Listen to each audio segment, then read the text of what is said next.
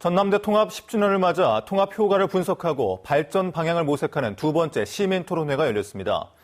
지금이라도 통합 이후 성과 분석과 앞으로의 과제를 전남대 측과 소통의 자세로 허심탄회하게 논의해야 한다는 지적이 쏟아져 나왔습니다. 김종태 기자입니다. 토론회 참석자들은 전남대 통합 이후 가장 아쉬운 점 가운데 하나로 전남대 여수 캠퍼스의 권한 축소를 꼽았습니다. 여수 캠퍼스가 부총장제로 운영되다 보니 대부분의 인사나 재정 권한을 광주 캠퍼스에서 갖고 있다는 것입니다. 통합 성과 연구 용역 결과 실제로 통합 이전이던 옛 여수대 시절 257억 원이었던 여수 캠퍼스 각종 결산액이 지난해 30억 원으로 줄었다고 주장합니다. 대폭적인 권한 이양을 여수 캠퍼스로 해줘야 합니다. 그렇지 않다면 옛날대로 돌아가는 수밖에 없습니다. 그게 근본적인 해결책이라고 믿습니다.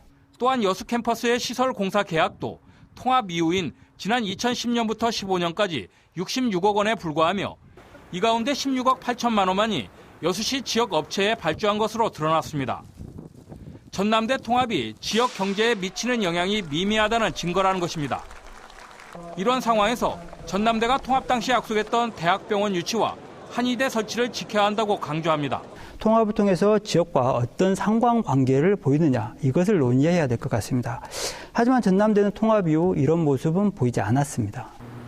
통합 이후 장학금 증대와 취업률 상승 등 일부 긍정적인 측면도 있지만 이런 통합 성과에 대한 논의 창구가 전남대 측과 한 번도 만들어지지 않았다고 지적하기도 합니다. 공공장소에서 토론이면 토론, 또 여러 가지 방법으로 그 전남대 입장을 발표할 수 있을 것입니다. 저희들은 다시 한번 전남대학교가 그러한 입장을 취해주기를 촉구합니다.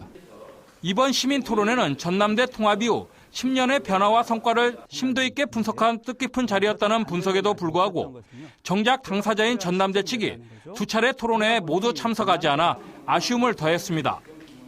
MBC 뉴스 김종태입니다.